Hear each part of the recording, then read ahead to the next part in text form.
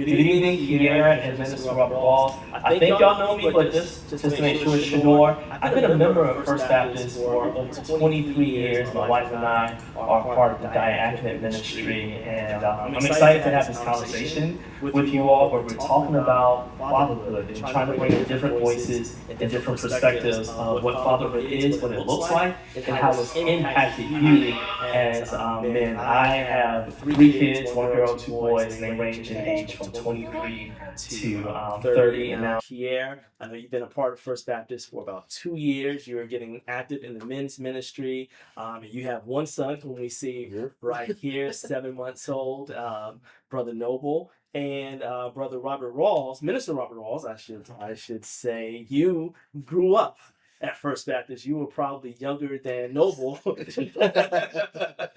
showing up at First Baptist. So you've been a part of First Baptist, has been a part of your life, and you are part of First Baptist life. And now you have two daughters and one son, right? Yes. They range in age from 16 to 32. Am I correct? That's correct. So before, I have a couple of questions that I just want to throw out to you all. But before we get into that, Kier, if you don't mind, for folks that don't know you, what is one interesting thing, one interesting fact about you that a lot of folks may not know? Well, one interesting thing about me is I currently own a trucking business. I actually own about 4 trucks. Okay. Working on a fifth one. We've been doing it about 2.5 years now. So that's one thing about us. Well, about me. Okay. I should say. All right, thank you. And Brother Minister, I'm going to keep correcting myself, but Minister Rawls. One of the things people don't know about me is not only am I part of the fire department, I also work for the state of New Jersey as a private contractor, doing fire department testing and things like that. And I also was until last year the Office of Emergency Management coordinator for the city of New Brunswick. So I had 2 full-time spots. Oh, all right. Well, please do not look at our fire extinguishers, our alarms, because they're not quite up to code just yet, but we'll give you another 20 years. And we should be there. So again, I just wanted to talk to you all to get some perspectives. You and I have older children. You, Kier, have a young child. So I think it'll be interesting to kind of hear, what fatherhood has, the impact that it's had on our lives. So I'll start with a fairly straightforward question. What are some of the things that you have found that have been most helpful to you as a dad? It could be a piece of advice. It could be some rituals that you have to help keep yourself grounded. But what are some of the things that you found that have been helpful for you being a dad? Definitely some helpful things I've learned is definitely being involved in church, right? So getting some tips from leadership from Reverend Henderson is one of the key factors. He gave us some guidance as far as what we should do, as far as leading my son spiritually, mentally and physically. So Right. those are some key tips I've learned from other people. Also, my fiance's father. We have a lot of talks about what it's like to be a man. Being a father it's totally different than just taking care of yourself, right? Yeah. So this is something new for me. So I'm learning as I go. So that's just some things about me. Very cool. Yeah, having a community, whether it's a part of your familial unit Yeah. or a part of your church community, is so helpful. Life is hard enough, Yes. and to have to try to do it by yourself is almost impossible. So thank you. Of course. Brother Rawls, what are some of the things that you have? I would say learning to listen. Mm.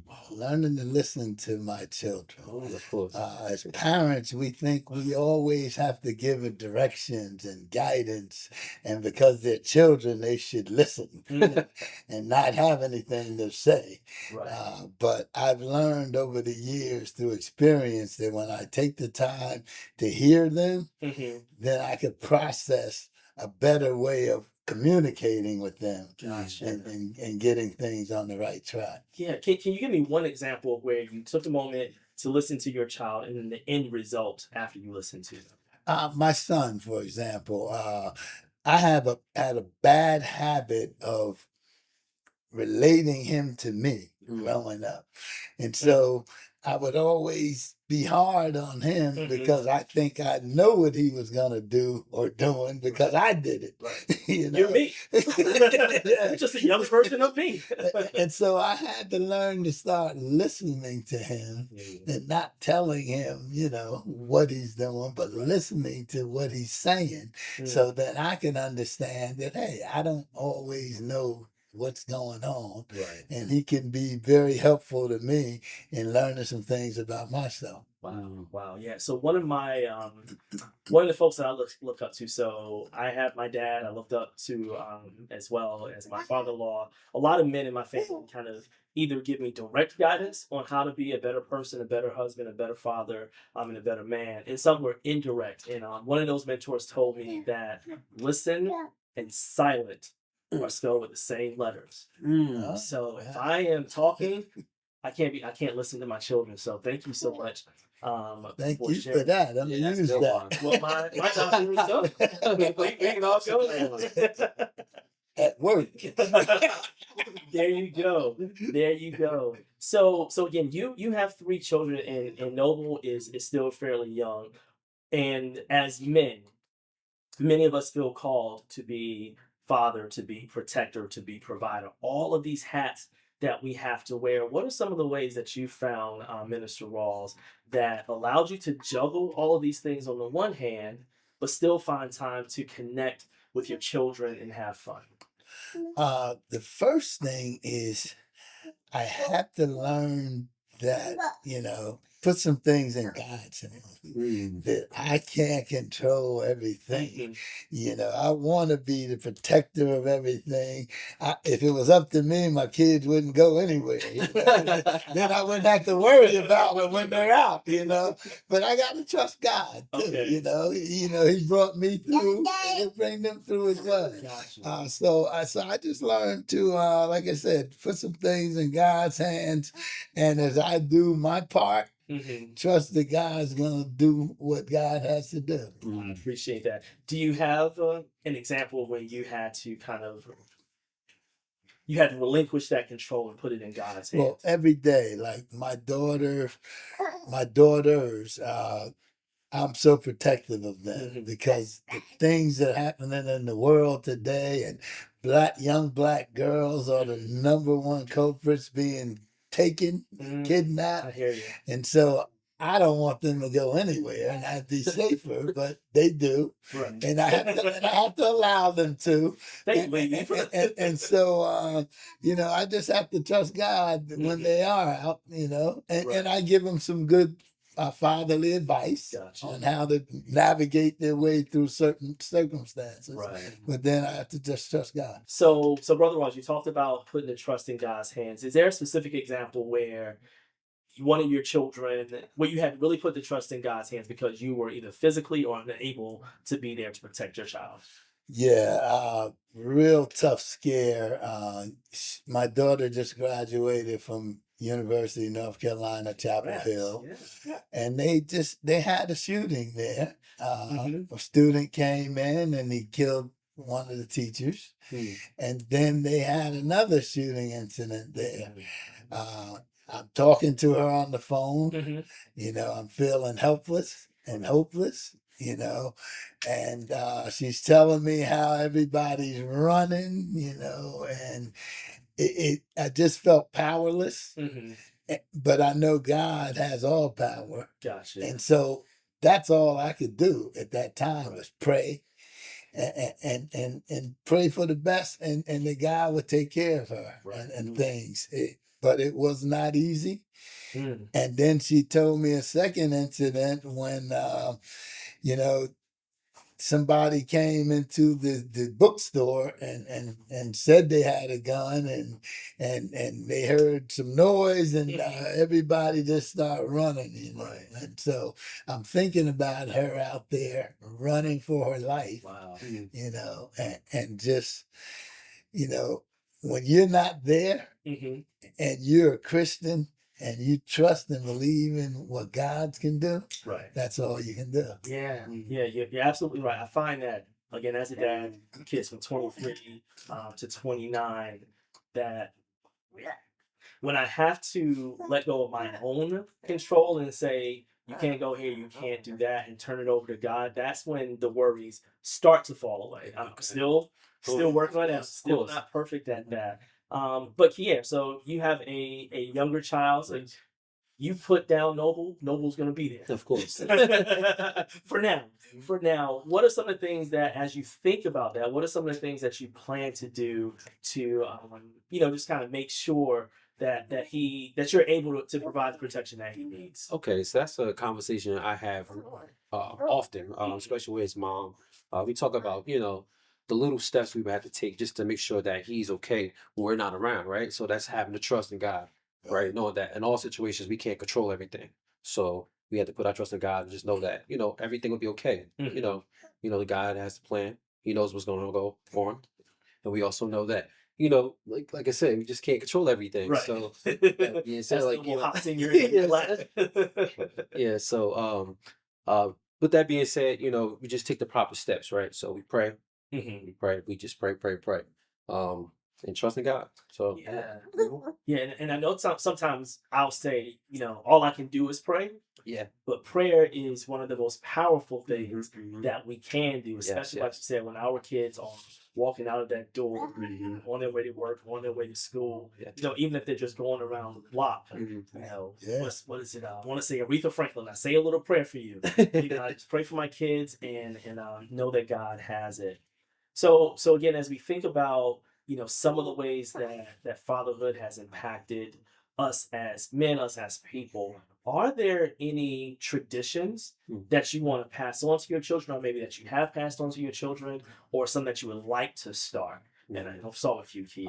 Yes, we got a new tradition now because I would definitely say being a spiritual leader, I need to basically, train my son, the same thing I know. Okay. Right, as far as, being able to pray, Mhm. being able to lead, Mhm. those are things I want to instill in my son. I want him to be, as his name is, noble. Yeah. So that's just, two things I really want to encourage in my son's life. Gotcha. Teach him to pray and teach him how to lead. All right. And how about you, Minister Rawls? Um, well, my dad died when I was young boy, Mhm. and so I feel oftentimes as I was raising my children that I only can go to a certain level, I see. and that's when I had no more example, Mhm. no more mentor how to raise kids from there. Okay. So I've adopted so many people as role models. They don't even know they're my role models. They don't even know it. And But I don't they mean, are, and I don't mean to interrupt on that. Bless you. Bless you. Bless you. I can definitely agree to that point as well. Like, growing up, like I had my dad in my life, but the thing was he didn't live with me. Okay. So when it came to sports, having certain coaches, those are my role models during the week. So during the day, during the day, I had school models, teachers, and stuff as well as Mhm. that. So I would definitely say that my role models were with a bunch of people. I Gotcha. had my youth leaders. So that's a lot of things I had. Mhm. Gotcha. So with that as a backdrop, I'm sorry. what are there any ways that you've kind of sought to be the role model for other men in terms of ways that they can grow spiritually, ways that they can grow as fathers as well? Not only for other men, but I took that mantle up for my kids. Mm. As I grew and learned a lot of lessons, not easy. Could have been easy, but I didn't make them easy. Right. But I wanted to show them, that you know we can be who we want to be. We can do what we want to do. Mhm. My son and I, we had, I was nothing he did I missed. Nothing any of my kids do I miss, There. even though no matter where they are, Right. I'm there. I Okay. got to get on a plane. They got a game. I'm there. Yeah. But my son experienced that with the girls. I needed to get closer to them. And so a tradition I had, I took the girls on summer vacation, just me and them, every year. Nice. And we would spend the week at the beach, and we would, have some fun. Right. We'd talk about life and, Right. and we'd get to know each other. And so I feel good about that because I have my son, I was very hard on growing up. Right. My girls, I can't even yell at them. Thank God they have a mother. They can. I just can't touch them. Yeah, and there's a saying that as men that we tend to love our daughters and raise our sons. And I think a large part of that, and I'll say for me, is that I see not that I don't see myself in my daughter, but I see a lot more of myself in my son. Right. To your point, I see the road that you're on. I see where this is where I bumped my head. And I never mind you that the world is very different now than it was when I was coming up. But trying to give a little more balance to how we interact with them. Which here's an interesting or another question along those same lines. When you think about the ways that you show affection to your children, again, you have one. How does it differ the way that you show affection to your daughters versus the way you show affection to your son? My daughters are so easy, Mm-hmm. to show them affection, to hug them and love on them. Mm-hmm. They're girls, and my son, he likes to hug on me more than I would. I'm like, come on, man. It's like, enough to. But I've learned that. He's serious about that. Right. Because I had to learn that.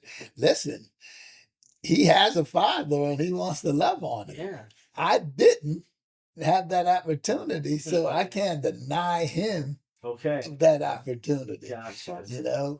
I don't know what it's like because I didn't have that opportunity, but I can't push him away. Right. And I had to learn that. Right. Crystal, welcome to the conversation. We were talking about the ways that we show affection to our children, and does it differ between how we show affection to our daughters versus our sons? Okay.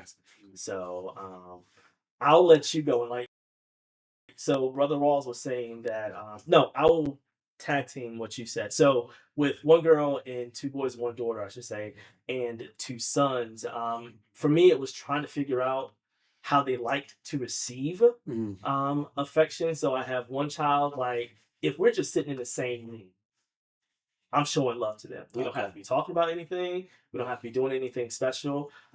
For another one, it's those words of affirmation, like, oh, I love you, giving hugs. And for a third one, it's doing stuff together. So whatever I can do to be in their space and do something with them to show them love. But to your point, Brother Rawls, is also whenever I can, giving them a hug and giving them a kiss.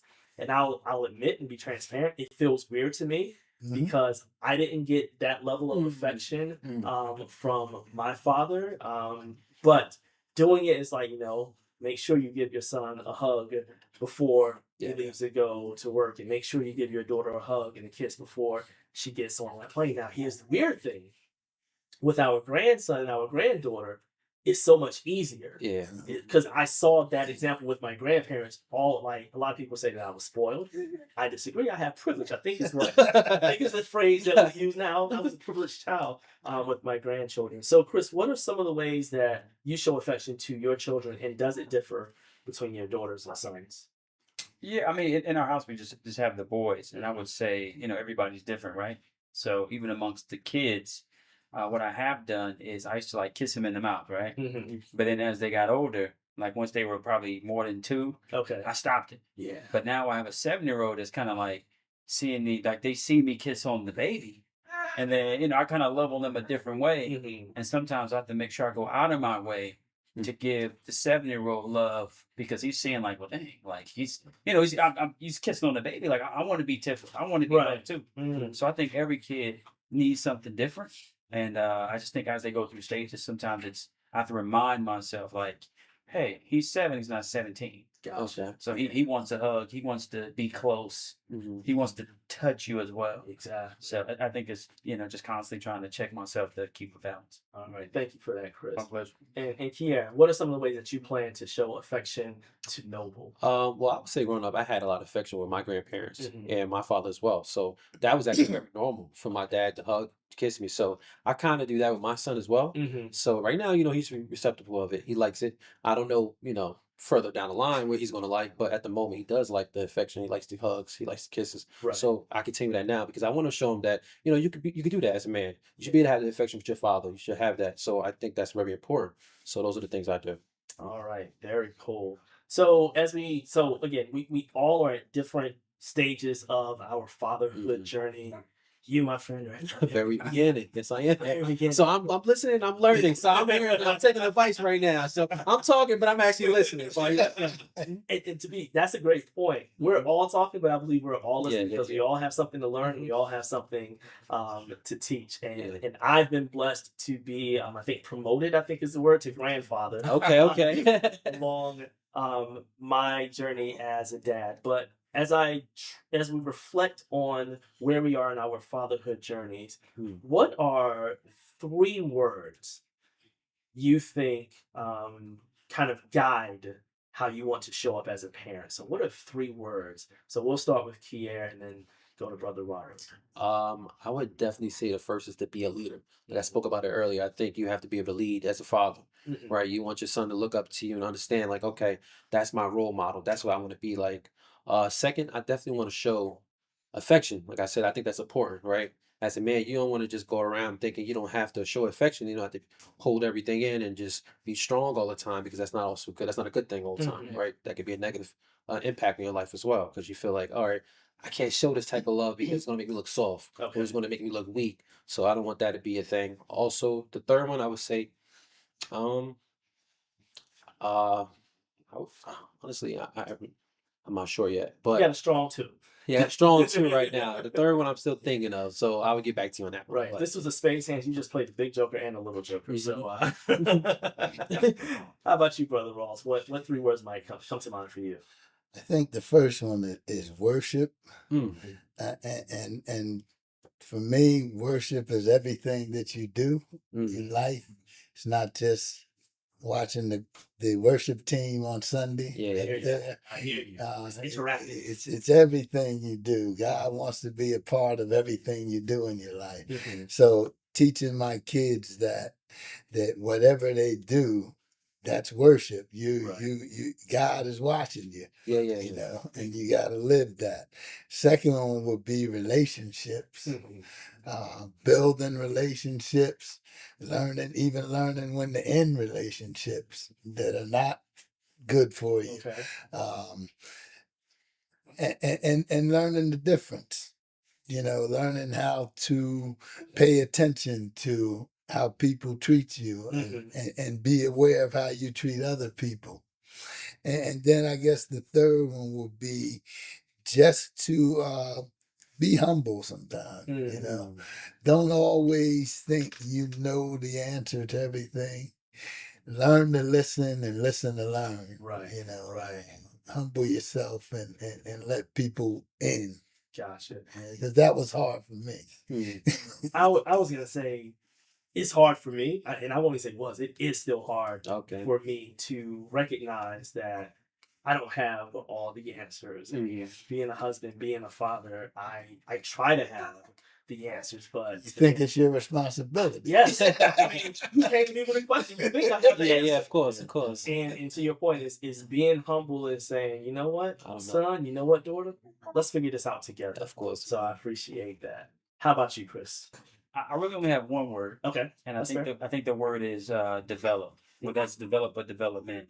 And I think historically, when you think of like children, you think, well, the moms, the nurturer, they raise the children. But like I was listening to someone on the way here about like fathers training your children, not to provoke your children, training them up. And it's like, how are they going to know what manhood is? How are they going to know what a husband is? How are they going to know how to be a man in Christ or in the church? Or know that it's okay to sing or to stand up or to clap or to cheer somebody on if I don't show them. Yeah. Maybe that's homeschool, right? I've been we can maybe talk about this later, but like, I think I want to homeschool. And every time I say that to somebody, they're like, what?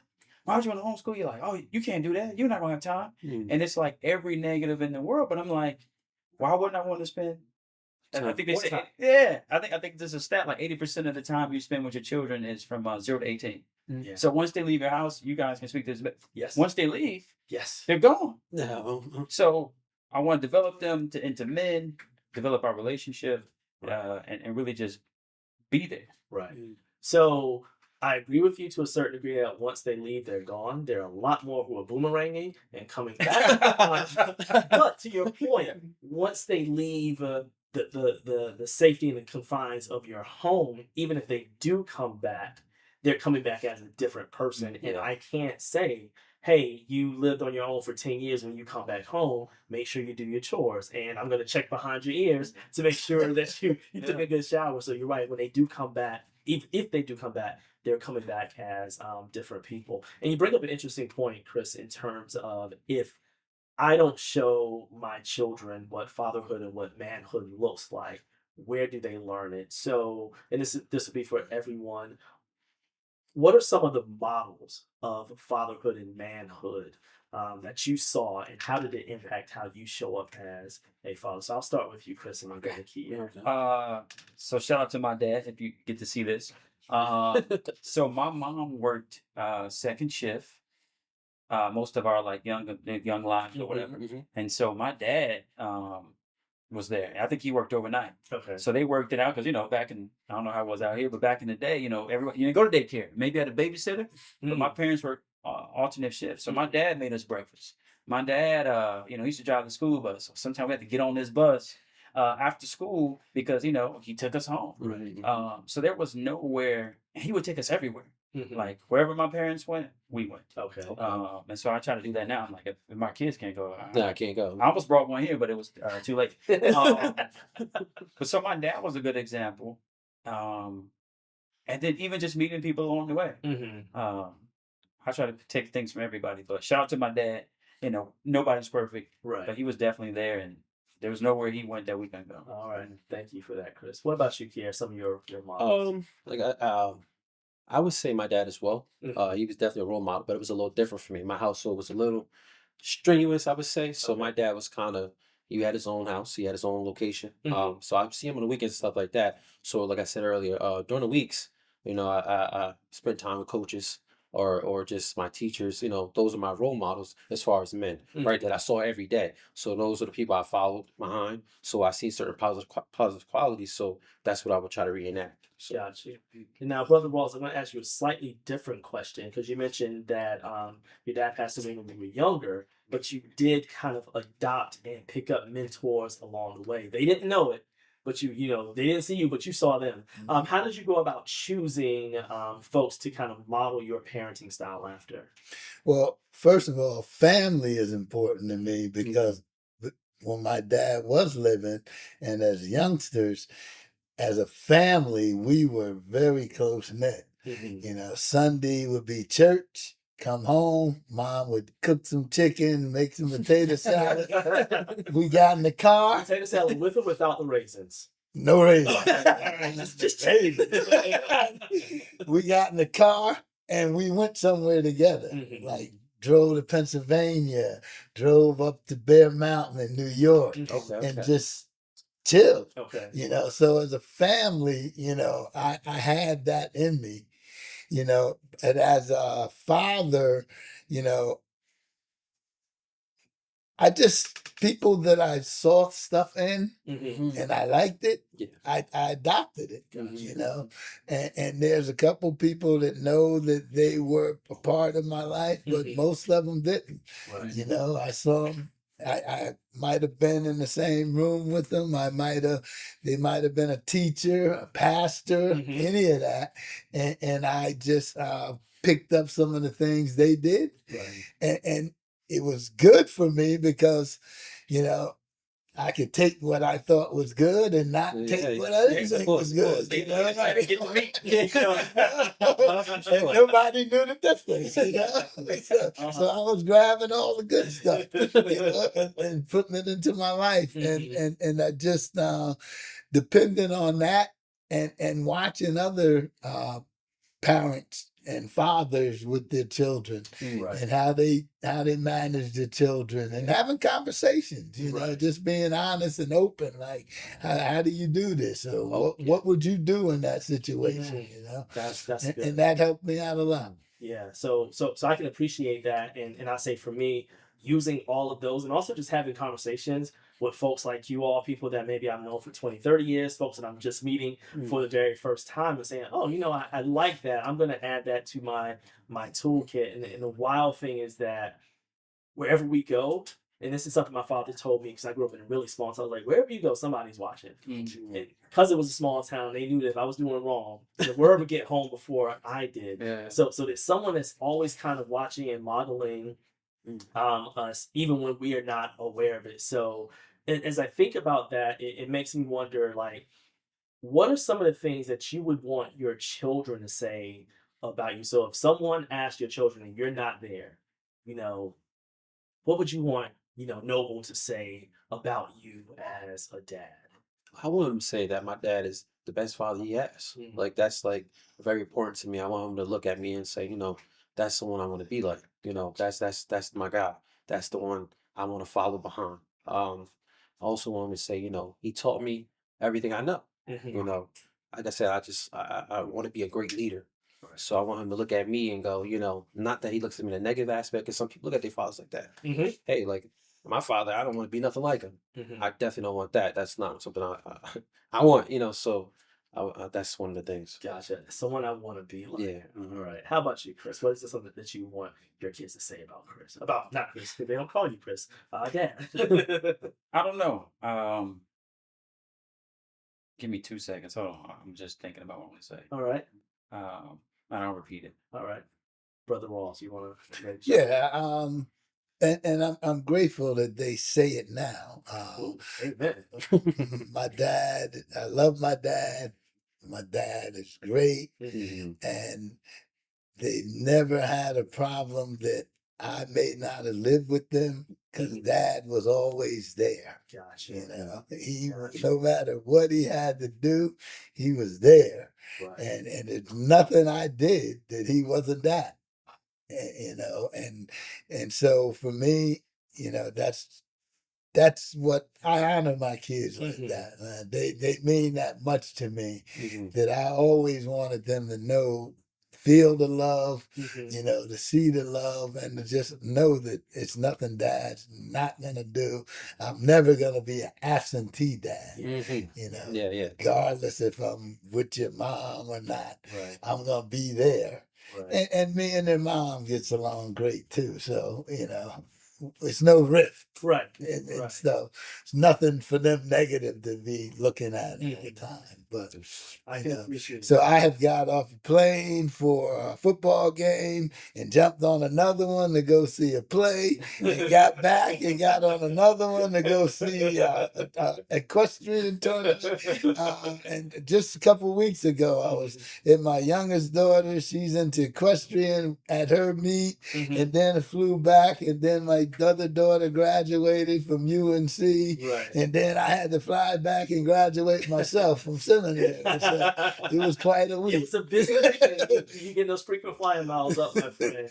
But yeah. So I appreciate that notion of you being present and available. I mean, not the exact words that you use, but that's what I'm taking from it, because those are the words that I was thinking of as I was, formulating that question. Is similar to how you described Kier. So our oldest child, our daughter, grew up with her mother, and then our two boys grew up in a household with me and my wife.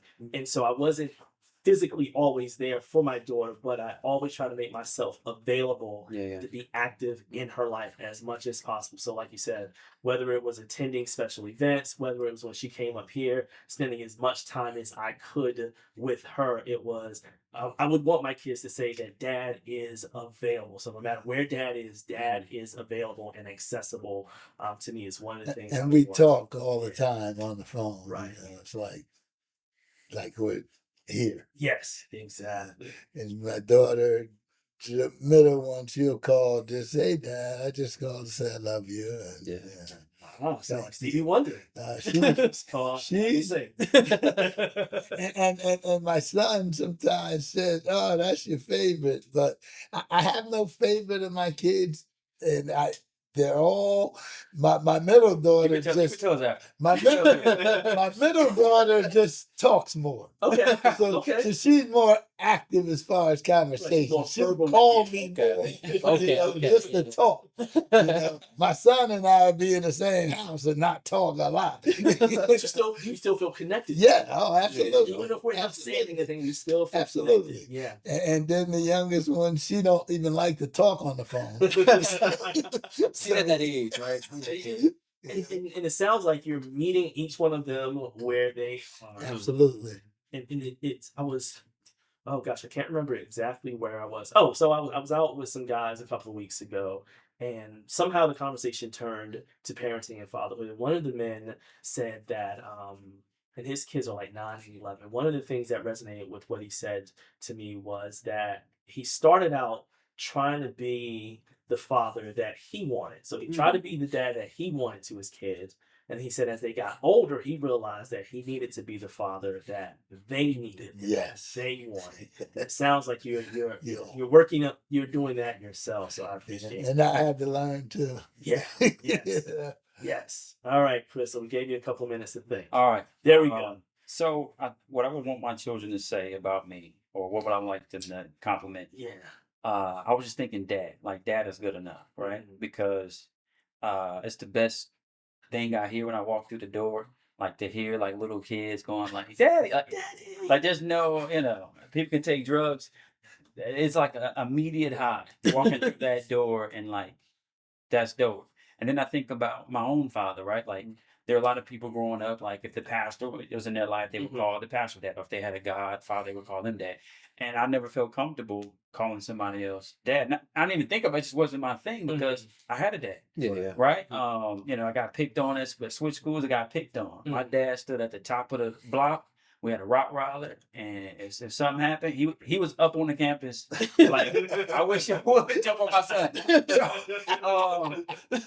So he never missed out. At times he might have been a contrarian. At times he went against the grain. At times maybe we didn't see eye to eye. And I thought, man, he's being difficult for no reason.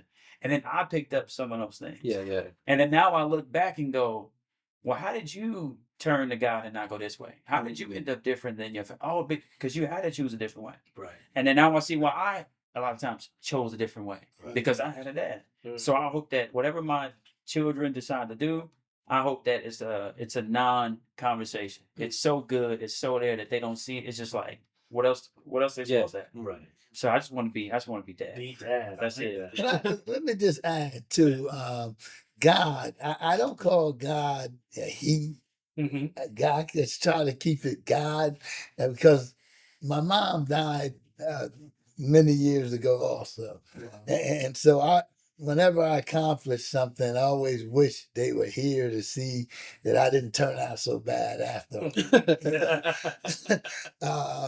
But in that stead, God has been a father to me, and he's been a mother to me. There you go. And so that's why I don't say just him or he, because he's been a mother. Right. When I needed a mother, God's been a father when I needed a father. Right. And my brother died young. I had a lot of death in my family. Wow. And he's been that brother for me. Right. You know? Can I ask a question to that though? So maybe somebody's watching, because I have that question. You hear somebody say, he was a doctor, he was a lawyer, he was my father.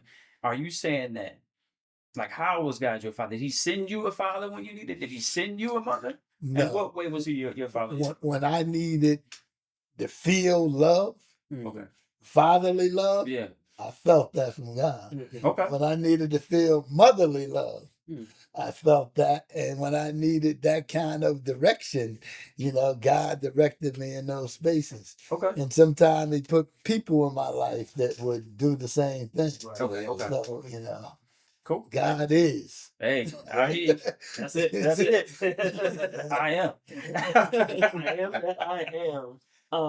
Now, in the same vein, you mentioned something, Chris, that there were times where your dad would say something, and you just felt, this guy's just being difficult. And this is for all of you all. What have you found yourself saying that when you say it's like, "Ah, that's my dad. That sounds just like something my dad would say."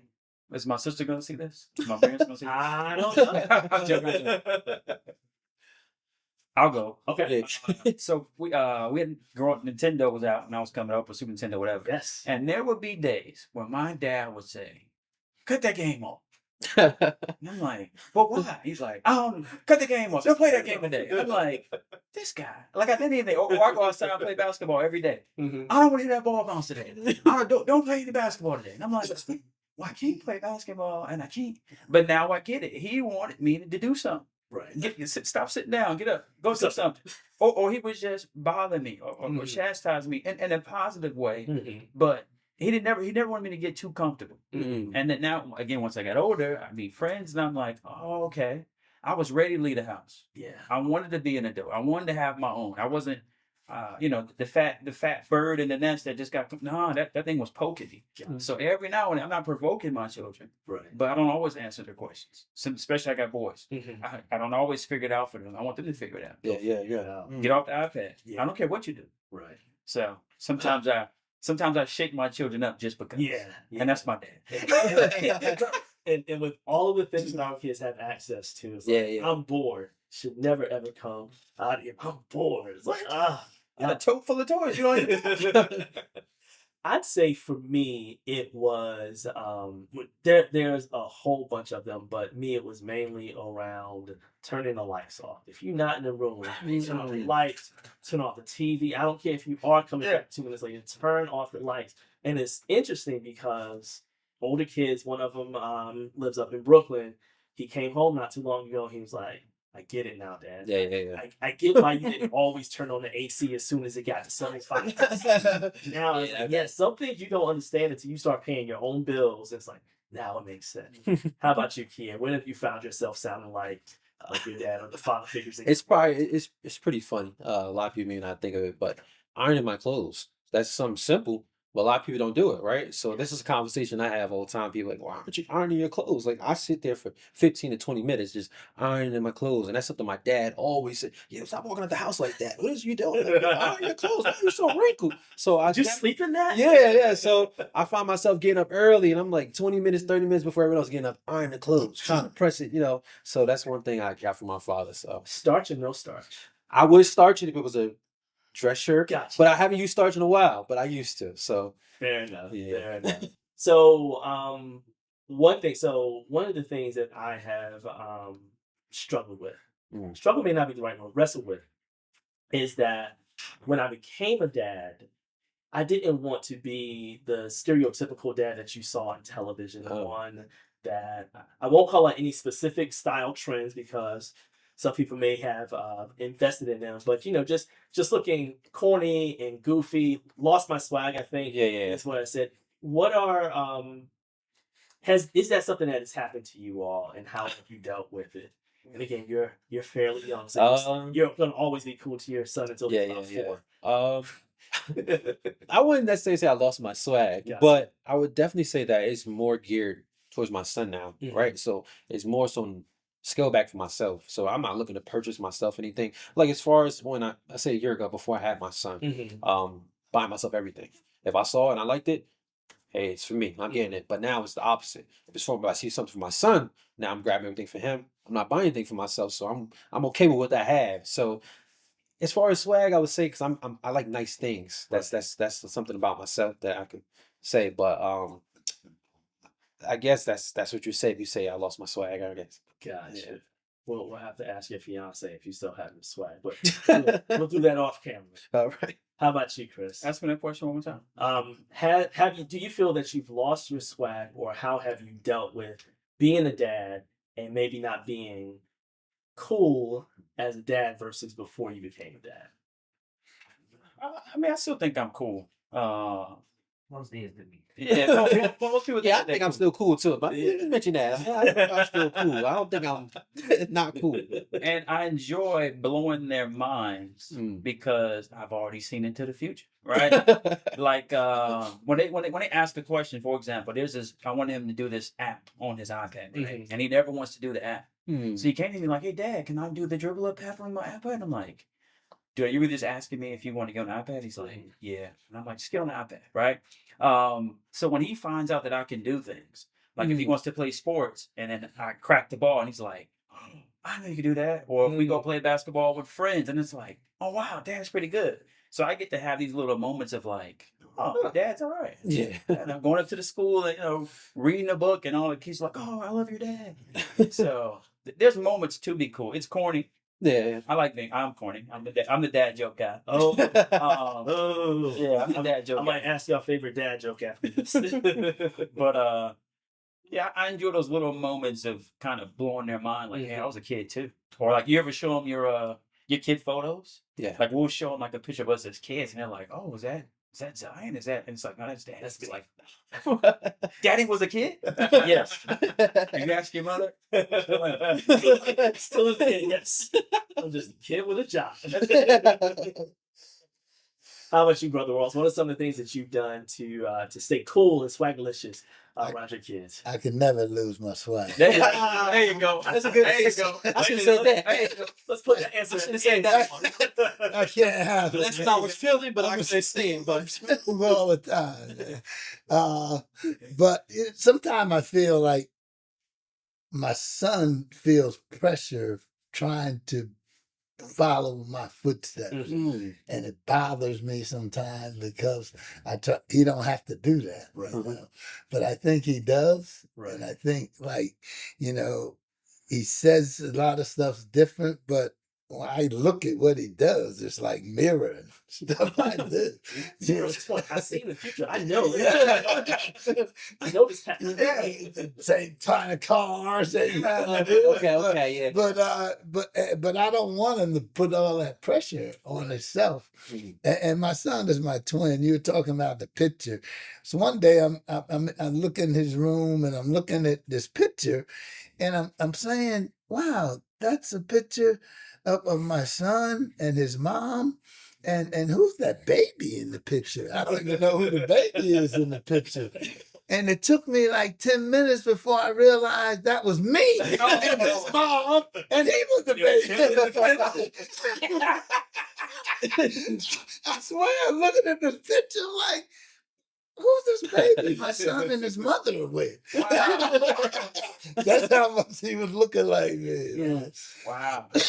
So that's an interesting point that you bring up, Brother Walls, in terms of encouraging our children to walk their own path. So that's something that I bumped into maybe about 9 or 10 years ago. So our middle child is also named Shanor. So at the time, it was like, hey, this is one of my ways to pass on my legacy, name him immediately after me. But then as I got older and he got older, I was like, oh, is there a lot of pressure on him to be like that, to live up to that name? And so what are some of the ways that you've kind of wrestled with that? So you mentioned, kind of having those conversations with your son, saying you don't have to do this. What else have you done to maybe push you can add something? Well, I tried to point out to him the things that he's very good at that I'm not. Like, he is a great football coach. He knows football way better than I do. And I try to point those things out to him. Like, we are the same. We're same bloodline, but we can be great in our own ways. And don't feel like because I do this, you have to do that too. Do what you're doing because you do it good. Right. I keep encouraging them that, you do what you do very well. So continue to do that and teach me how to do something like that. That's another question I'm gonna try to remember that. And how about you, Chris? What are some of the ways that and I know your kids are they're still looking on the younger side. Yeah, they're still pretty young. I try my best to.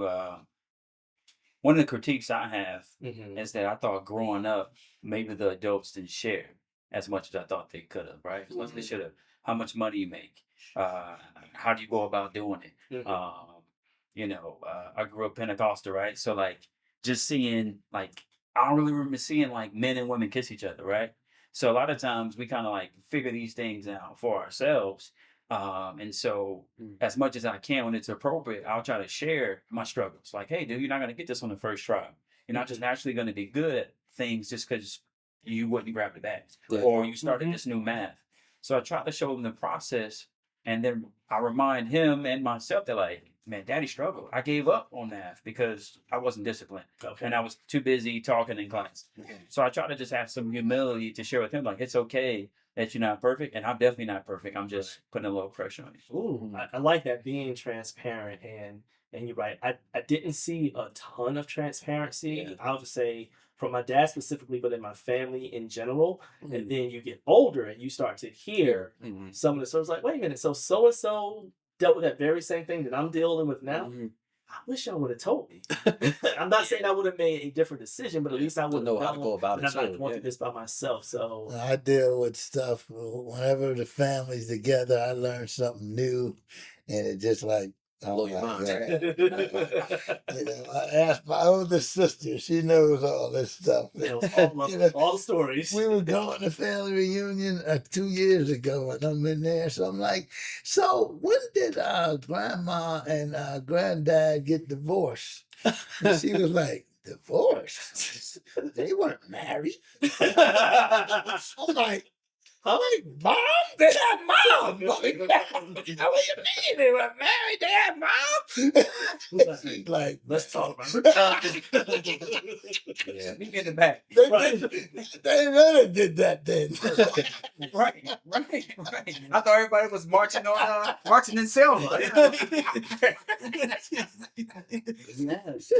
and that's, I think that's important, especially as our kids get older and they're in the world and hopefully not of the world, and they're doing things that may not necessarily be positive, may be a bit destructive, but they don't want to talk to their parents about it because if we're not open, if we're not transparent, Yeah. it's like, so again, since my wife and I have been a part of the diaconate ministry for almost 20 years, Mm. but the whole thing is we weren't born saved. So I wasn't born a deacon. I lived a life in trying to have these conversations with my kids, like you said, to be transparent. Like, hey, if you think that you're a good liar, let me tell you. Right, I used to do. Yeah. Let me tell you.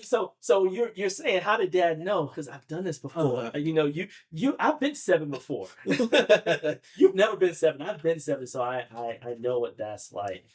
So what are some of the ways that you plan, Pierre, as a young father with a young son? What are some of the ways that you plan to be open and transparent with your children? Honestly, I think I'll just be honest from when he's old enough to be receptive to understand, I definitely would give him advice on how to navigate through life, right? So I kind of figured things out growing up, like as I got older, like, all right, this is certain things you do, certain things you don't do. I didn't learn that till further on in life. So I would definitely say to him that, this is the roadmap. This is what you should follow, right? You follow these steps and you should get to this certain point in life, right? So whether that be with schoolwork, education, that's an important thing in my life. I think you need to definitely focus on that, right? So if you focus on that, you take it to the next step where you could be successful in life, right? Because without education, what can you get?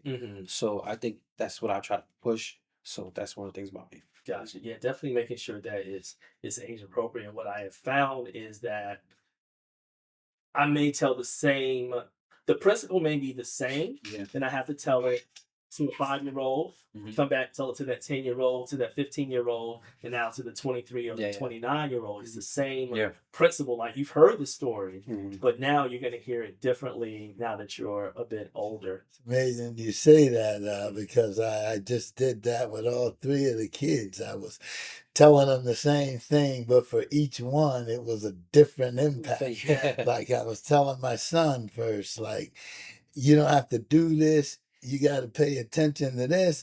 And I used the example, we were in the car. You see this windshield? The reason it's so big is because you're going forward. Yeah. You see, this little mirror here is small because every now and then you're supposed to look back where you come from, but you don't glare at it, And he's like, oh, wow, Dad, that's like, Look, I almost had you almost had me, so I was like, oh, okay. I used it on my daughter. We've been together. Yeah, She listen, was I'll like, run it back. That's what I never heard. So that's new to she me. was So hearing like, that, really, Dad? Oh. And then the young one was like, Daddy. I'm on a horse. I don't drive. I'm in an Uber, but you're absolutely right. We live life forward, but a lot of times we don't understand it until we're looking back at it. So let me ask this: we've kind of talked about mentors that we've had, father figures that we've had. We've talked about like our approach to being fathers. How has your understanding of fatherhood changed from the moment that you found out that you're going to be a dad up until this point? How has your understanding of fatherhood changed from the moment you found out you were going to be a dad to this point? um, Thank you, Mom. Mike. Yeah. That's a good question because I would say I really didn't have a focus, believe it or not. Like a year ago, it was more so I was just living life, going through the steps, going through the phases, finding myself coming to coming to faith, like seriously. Right. Like, I was recently just now getting involved with my faith. I kind of strayed away for a little bit, trying to find my way, like I said. So I was like finding out I was having a son, it was just like a instant like, all right, get it together, man. What we doing here? I went back to school, got my degree. So, like I said, I wanted to lead by example. So these are the steps I'm taking to make sure that I'm doing the right thing. So I would say fatherhood definitely gave me a focus Right. and something to definitely strive for. So he could look up to me and be like, there you go, that's my dad. dad. So yeah, That's why you show up to graduation. A lot of kids Yeah. like, I don't want my parents to be like, nah, that's my dad. yeah, exactly. Yeah, yeah. How about you, Brother Ross? I think the first thing was I learned what love is. I love my kids, deeply, and then to the point where that love was all consuming. How am I gonna protect them? Yeah. How am I gonna make sure that they're safe all the time? Right. How am I gonna make sure they don't want for stuff like I did? And so that became my mission to make sure that these young bodies, grew up in a way that they can take care of themselves and they can learn to be good parents one day themselves. So it just opened my eyes to a whole nother level of love. Gotcha. Thank you for that. How about you, Chris? I think for fatherhood initially, I only saw it like people who get a puppy, right? Like it was cool, it was cute. I thought it was like great. You get to take photos. Yeah. You get to do the Google Gaga. I'm in that stage right now. So, yeah, but yeah. Like, Every stage. Yeah. Everything is great, right? I was like, this is cool. But then now, Some responsibility. not only just a responsibility, right? But like, love. Like, yeah, I can see how God forgives me, right? Because I know one of my kids is about to do the fool. I know you getting ready to do it, right? You did it yesterday. I told you about this morning, and like I see you about to just crash out, and I'm like, that was God looking at me like, Chris, you know better, bro. Right. And you're gonna do it again after the 15th time I let you slide. So I was like, okay, that's forgiveness. But I see now that I need a plan. Not that I can plan it out, but for a degree, for a career, for my life, how much I want to pay on my house. I got plans for all these things. Yeah. Yet I think me and for a lot of our kids, we're planning on hope. Like we hope they figure it out. We hope it works out. We hope they go to college. We hope they be successful. But like, am I really putting these things in place? Aside, being there, yeah. Yeah. But like, am I really trying to develop you so you can be a grown man and stand on your own one day? Yeah. And so now, do I choose do a job, right? Do you choose staying at work a little later, or do you choose the money? Right. Or do you say, you know what? I'll take a position where I can go to the game tonight. Right. Or be present, Right. which maybe you can't go be VP or whatever because you can't take that job in California. I don't want to move. I don't want to be in the military anymore. Uproot them, yeah. I want to stay right where I am. And we even moved. I didn't want to move. I told my wife, I said, I want to pay my house off. I don't care what this neighborhood looks like. I want to be debt free, Dave Ramsey, Pastor Torres. But then I said, you know what? We can't live where we were living. We got to move. So I had to move. Right. Yeah. So, In the beginning, it's like it's cute, it's fun, it's gonna be great. You're gonna have these fun family times. But do I have a plan? And I think the answer was no. Yeah. Did y'all read books? Like I didn't read any parenting books. I'm reading them now. Yeah. You know what I mean? But it's like for everything else, I wouldn't even buy a car without doing Yeah, a whole research. bunch of Yeah, research. yeah. But I'm like, the baby here, we good. I got it. We good. And to be fair, they will not give us a driver's license without us going through some training. Yeah. But you'll give me a baby. Like, whoa, slow down now. Let me take at least one assessment That's to make sure I'm okay with that. So one of the things that Can I say one thing real quick Before. about you won't even let anybody that you don't know, trust, and have documentation on drive your car. But we show up and we drop them off at daycare. There you go. Mhm. As 3 weeks, 2 months, 6 months after they're born, they just We got it. Yes. here you go. And we got to, and I'm not crazy. I did it 3 times. I understand. But it's like, would I do that? Would I've done that again? Right. Mm. How would I do it differently? Yeah. So now y'all gonna make me throw a jab in here. Go ahead. All right. You can't get a driver's license or a job with federal government or anything if you're a felon, but you can run for president. Oh, That's not a jab. Dude. That's a roundhouse. Yeah. You can't do the little things. This is if you more got a than felon. finish him. But you can